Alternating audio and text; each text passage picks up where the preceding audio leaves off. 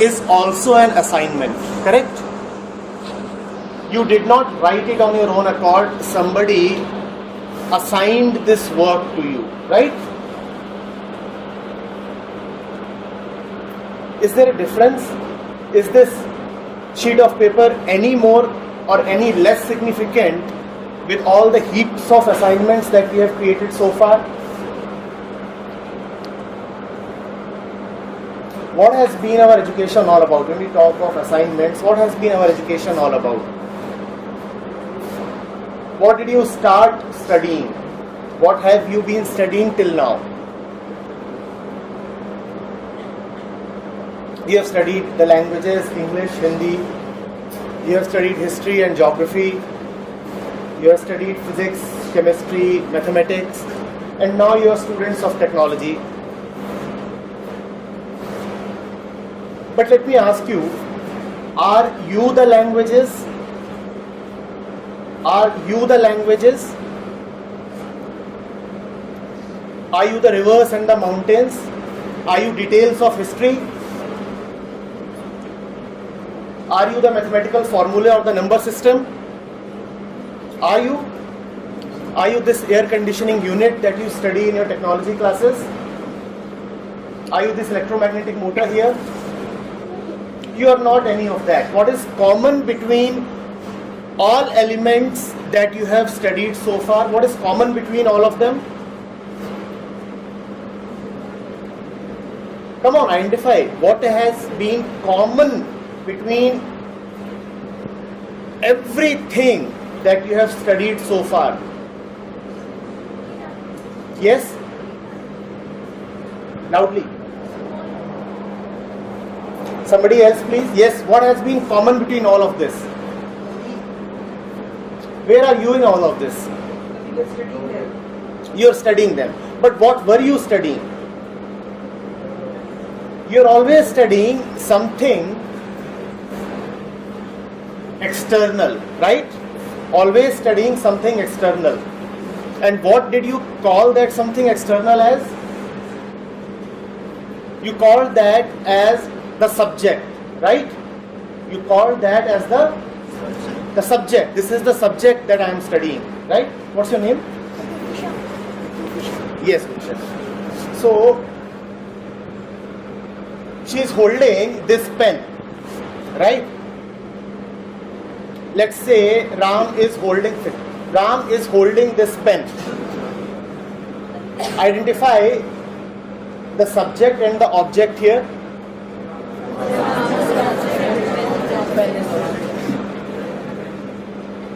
Ram is the subject and the pen happens to be the object. Alright. Ram is studying microprocessors. Now identify the subject and the object. Yes? Now you can't reply with that much of certainty because it contradicts what you have been believing all your life. Ram is holding this pen. Identify the subject and the object. Now Ram is the subject and pen is the object, so you say, right?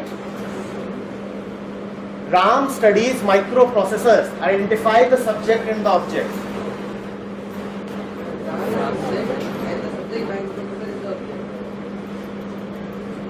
Microprocessors is the object and Ram is the subject.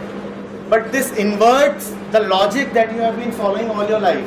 For you, microprocessors has always been the subject and you have been the object.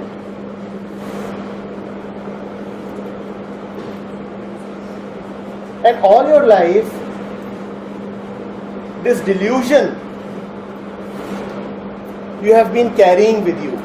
Had it been limited to language, had it been just an aspect of language, it would not have been dangerous, it would not have been tragic. But unfortunately, it is not merely limited to language, it is a mindset. It is a mindset that microprocessors or compilers or a particular language, suppose we have CS students here today, right? CS and EC. So this mindset that all of these happen to be the subjects extends deep within our minds. today the significance of this sheet of paper, this simple sheet of paper, some of you have just used loose pages. The significance of this sheet of paper is that probably for the first time you have written down something totally about yourself. If not for the first time, even then it must be a rare occasion. A rare occasion. But you see, look at the irony of all this. When you will do an assignment about an object for the sake of other objects, you will do it in the most elaborate way possible. Look at your practical files, look at your sheets of assignments which you create for the sake of others. Look at the way you deck them up, look at the way you present them nicely. And look at this poor sheet of paper. You have used the neglected pages of your registers to write down about that which happens to be the only real subject yourself. Which happens to be the only real subject yourself. That is the reason when I go to campuses, I'm never tired of repeating that all your education till this date, 15 years, 18 years of education, all your education put on one side and the HIDP put on other side, and HIDP outweighs all the education that you have received so far. In fact, a single session of HIDP is more precious than all the education that you have received so far. And I am saying this in full cognizance of every single word that I am saying. I am saying that a single session of HIDP outweighs your class 10th mark sheet, class 12th mark sheet, and it outweighs the degree that you will receive from here. And it will outweigh even if you do a master's or a doctorate degree. For the simple reason that HIDP is about the real subject, all others are objects. You are more important than anything else. And because you are more important than anything else, hence this sheet of paper is more important than any other object that you have studied so far. And it's a little amusing that wherever I go, I have to take great pains to bring the audience around to understand that you really are important, that you really are important. We are not here to deny the importance of mathematics or technology, but however important they might be, they are always less important than you.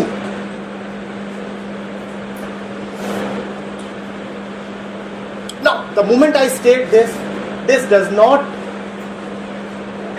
bring about any resonance of agreement from the audience. It often brings about disbelief on our faces. Sir, are we really so important? We have just come over and the last 5 minutes we have declared that we are more important than anything else. But that is not what has been told to us all our lives. All our lives we have been repeatedly told that we are inadequate, incomplete, unworthy, and all other things around us are far more important.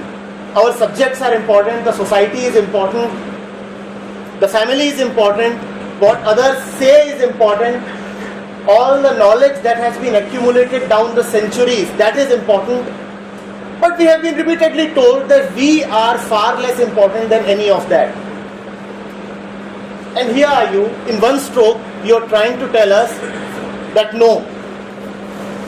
Well, yes, that's what I am telling you. We are here to understand, we are here to restore our primal position.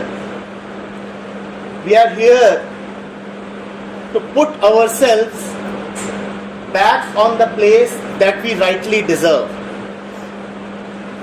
and which we in fact never lost and can never lose, but just forget sometimes.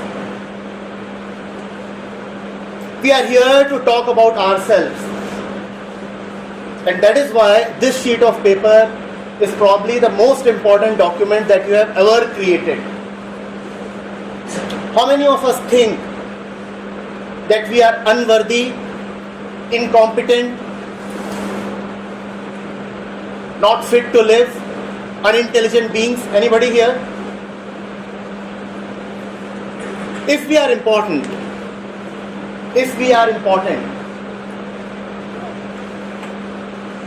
then what is the worth of this sheet of paper? Yes. Is it just one of those documents that we keep creating, copying from here and there, submitting assignments, writing examination papers, making notes in the classroom? Is it one of those documents? Or is it something precious? Very, very precious. Is it important, this document that you have just created? You are not quite sure. Are you important? Yes, sir. Then is this sheet important? Yes, sir. If this is important, what will we do with it? Sit over it? Throw it away? What will we do with it? Or will we seek clarity on it? Yes? What will we do with it? Whose life questions are these that you have just written down? Your neighbors? Your uncles? The entire societies? Whose questions are these? Whose life is being talked of?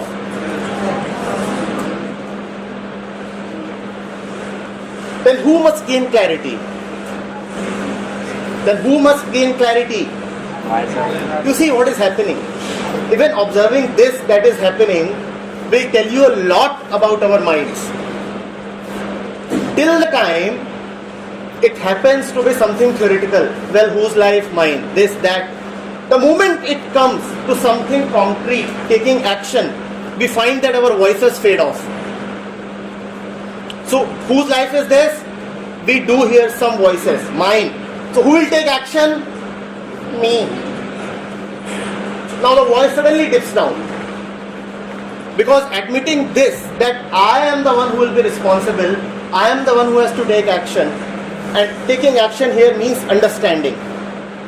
That I am the one who must understand. In that, we are not quite eager.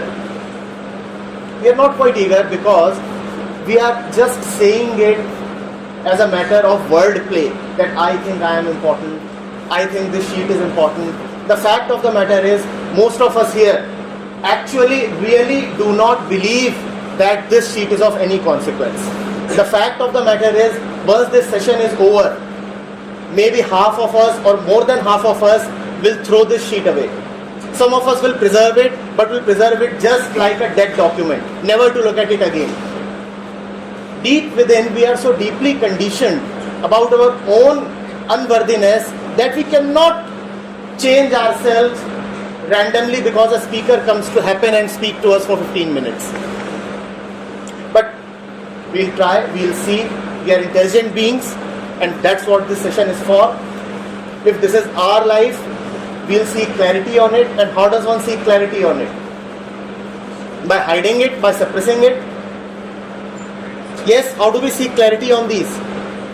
We seek clarity on these by bringing them in front of our eyes, by raising these issues, by making these issues available to ourselves for understanding, for discussion, for attention. If we take them away, from our conscious mind, if we take them away from our eyes, then these issues will remain hidden, as they say, under the carpet.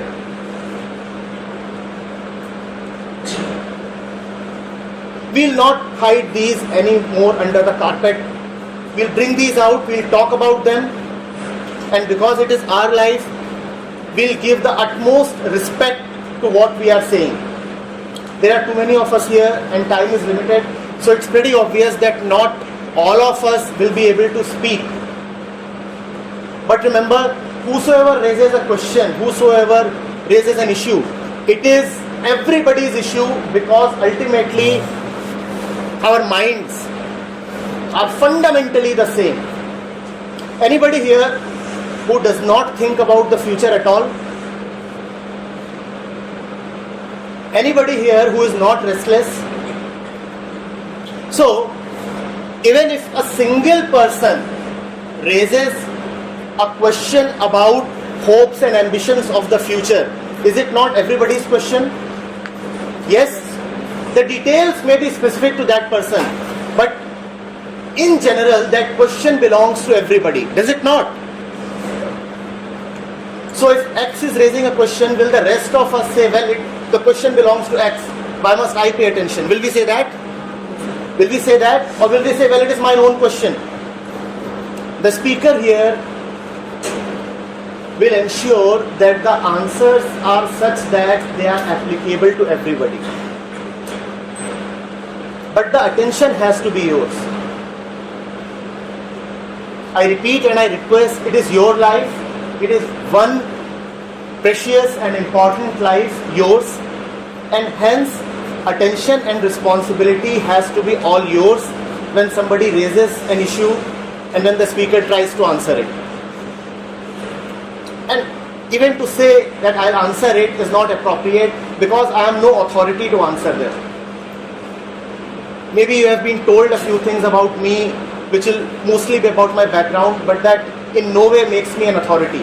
I am not an authority because you are the subject, and the subject is higher than any other object. If you are the subject, then with respect to you, who am I? If you are the subject, then with respect to you, who am I? An object, just an object. And my importance will always be lesser than your own importance. So even when you listen to me, it has to be your own attention that will help you, not my words. My words are just a means to bring you to the point of attention. But whatsoever I may do, howsoever much I may try, I am just an object with respect to you. You are the all-important entity, the subject, right? So only you can help yourselves. I'll just try to chip in my 2 bits, little bit. It's alright. Who will be the first one to raise a question? Yes? Who will be the first one to speak? Yes? Speak, open up. Unless you do that, this will remain just where it is. Words on a sheet of paper. Show them the light of the day. Come on, speak.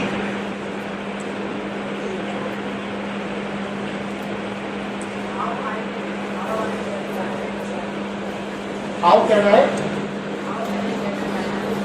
What's your name? Is there anybody here who is not at all concerned with the word personality? I don't suppose there is anybody here. So this again, as I had said, is not only his question. Himanshu, you said, right?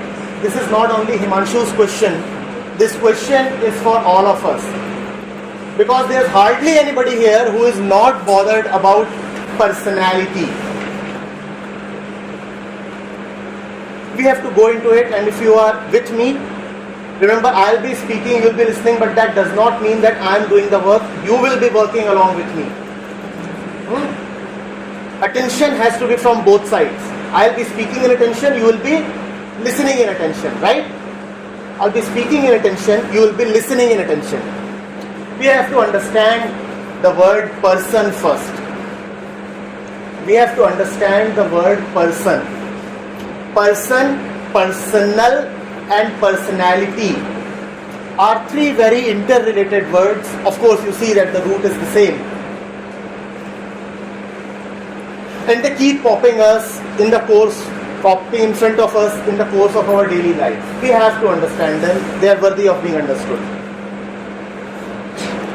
What do we call as the person? What do we call as our personality? What is it that we call as the person or the personality?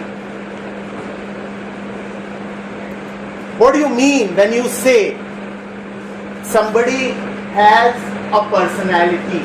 What do you mean when you say my personality is of this nature? Now, is not personality the sum total of all your identities? The moment you say, I am like this, I'm smart, right? And that you will say is an aspect of your personality, am I right? Stay with me, keep responding, so that I know that we are together. Is that not an aspect of your personality? I am smart. Now you also see that this is a statement of identity. Any statement that says I am X, Y, Z is a statement of identity, right? Right? Now where does this come from? Where does this come from? Where does this come from?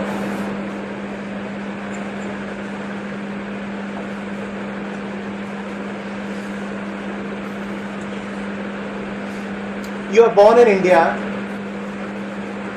and you happen to be of an extremely dark complexion. And because this is a land which unfortunately is obsessed with white skin, it is probable that right since your childhood, you are repeatedly told that, your complexion is not what it could have been.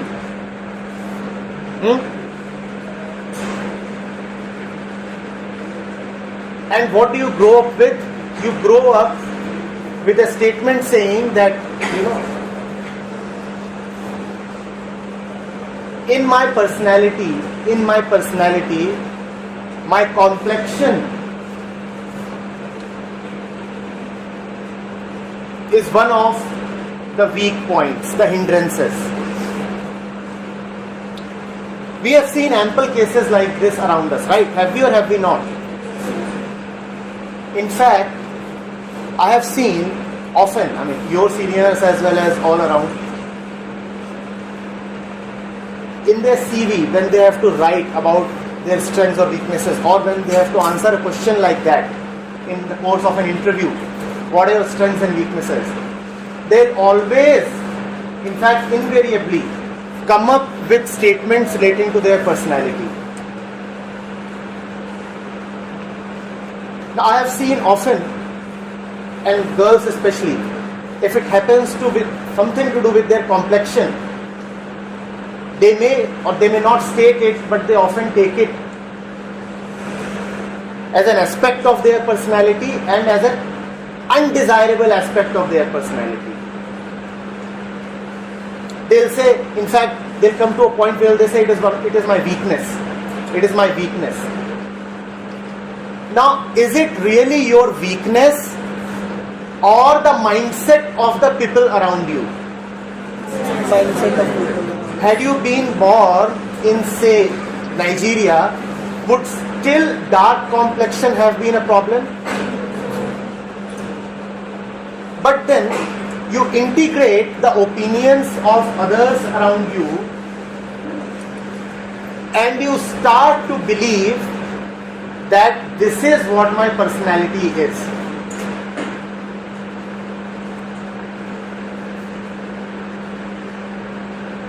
People would come up in the course of discussions with us and say, alright, tell me something about yourself. I am a very forceful speaker. I am a very forceful speaker. Well now, how do you know that you are a forceful speaker? Well sir, everybody tells me so. Now upon whom is the force being applied? Upon others, right? And who are those others? Those others are the ones that you have chosen to be around you. Now, if I have a certain mindset, am I likely to choose such people around me upon whom I cannot apply any force? Think of this. I myself have gathered such people around me who will be easily enforced. And then what do they tell me? Boss, you speak with such tremendous force. And the fellow comes and says, I am a forceful speaker. Now, is he a forceful speaker?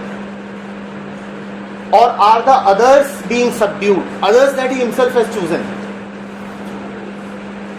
Whatever Himanshu we call as our personality is always a thought inserted in us from the outside. Always and always. Without exception.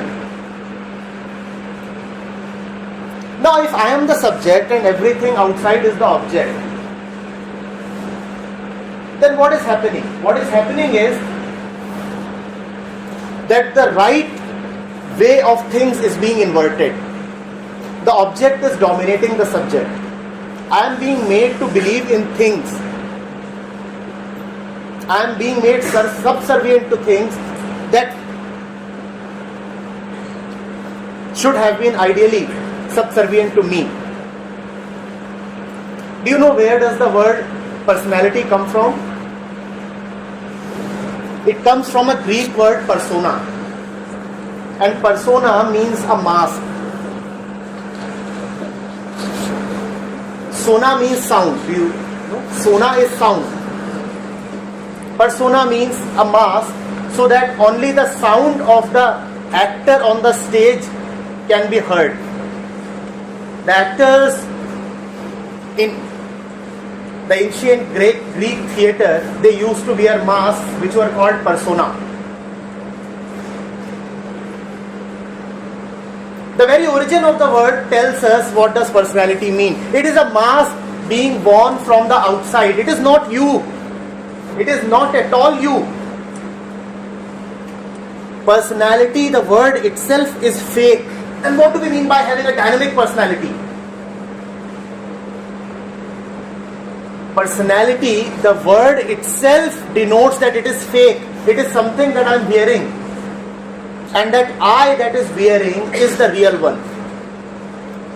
But we have worn not one mask, but masks upon masks. So many masks that we have lost all sense of whether we really exist. We know ourselves only as the sum total of all these masks. All these masks coming from outside. I'm a Hindu, I'm a son or a daughter, I'm a student of technology, I'm a budding engineer, I'm an Indian. How many of you chose to be born in India? Anybody who gave an application, I must be born in this Punya Bhumi? Anybody who decided his religion here? Anybody who decided his or her gender over here? But then you cannot speak without identifying yourself with a name, with a country, with a gender, with a place, with an occupation, with a society. Don't we see that all of them are coming from outside? These are just personas. These are just personas, masks that we are wearing upon ourselves. Are we together till this point? That what we call as personality is nothing but masks that come from outside. That cannot be the real me. Then the question arises that why does Himanshu want a dynamic personality? Why do all of us want a dynamic personality? And what do we mean by a dynamic personality? What do we mean by a dynamic personality? Well, go into your mind. See where does the notion of a dynamic personality comes from.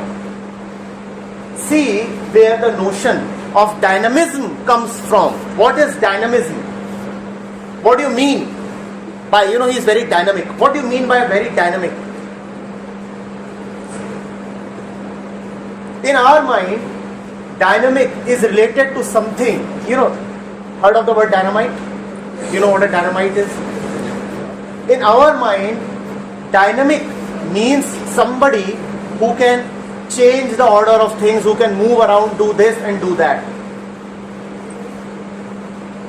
Deep within, we have a desire to change. Deep within, we have a desire to change. And because we have a desire to change, we want dynamism. But can an unreal thing really change something? Answer this. Can an unreal thing bring real change? Is it possible to have a personality which is dynamic? Or will the personality-less entity be dynamic? Look at my question and answer this. If it is a mask, is it alive or is it dead? What is alive? The face behind the mask, right? What is likely to be dynamic? The mask or the real face? What can really be dynamic? The mask or the real face? If dynamism means the ability to change, when we say dynamic forces, we mean things that have the potential to bring about change, right? What can really be an agent of change? The mask or the real face? Real face. So if I really want change, if I really want dynamism, will I strengthen my personality or rather get rid of it? To strengthen my personality means to wear all the more masks. One more mask, one more mask. Now it is a mask of dynamism. Now it is a mask of dynamism. If I really want change, should I accumulate more masks or should I rather get rid of masks? Get rid of masks. So, Himanshu, there can never be really anything like a dynamic personality. There can never be a thing like dynamic personality. But I understand your dilemma because all along in magazines, newspapers, internet, from your friends, society, family, you have heard phrases like these. Oh, he is such a dynamic personality. People do not understand what they are talking. And hence, we are not to be blamed. In fact, nobody is to be blamed. Because we are all being taught by each other all these things. One ignorant man, what else can the poor man do? He will only spread more and more ignorance around him. He is not to be blamed. And we are surrounded by such men around us who keep on passing over their ignorance to others as well. And this is what is called conditioning. Have you heard of this term, conditioning? Have you heard of this term, conditioning? Conditioning means to insert a concept inside somebody's head without the other person understanding it. Conditioning means to be affected, to allow ourselves to be affected by something without understanding it. That is what is called conditioning. Pancho, I understand. What I am saying may sound a little weird to you initially, but let it just stay. I'm not, when I started, I said I'm not an authority. Nobody can be an authority.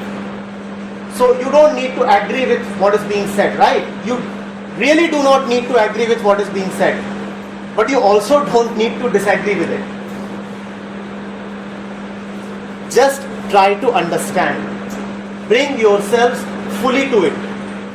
Don't try to agree, don't try to disagree. Don't compare that we have been told such and such things in the past, so now. Alright?